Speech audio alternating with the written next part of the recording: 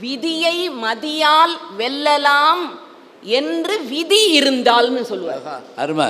ஆகா, எப்படி பாருங்க, விதியை மதியை வெல்லலாம் என்று விதி இருந்தால், என்று விதி இருந்தால் சின்ன சின்ன வரிகளுங்க. அவருடைய பல நூல்களை எல்லாரும் படிச்சிருக்கிறாங்க. ஆனா இந்த நிகழ்ச்சியில உங்க முன்னால நான் சொல்லக்கூடிய ஒரு நூல் சேரமான் காதலி.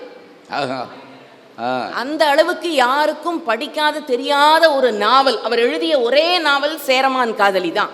அதுக்கு சாகித்ய அகாடமி விருது கிடைத்தது. அந்த நாவல்ல இருக்கக்கூடிய வரிகள் இருக்குதே, அந்த இலக்கிய வரிகளுக்கு இணையா நீங்க உலகத்துல எதையுமே சொல்ல முடியாது.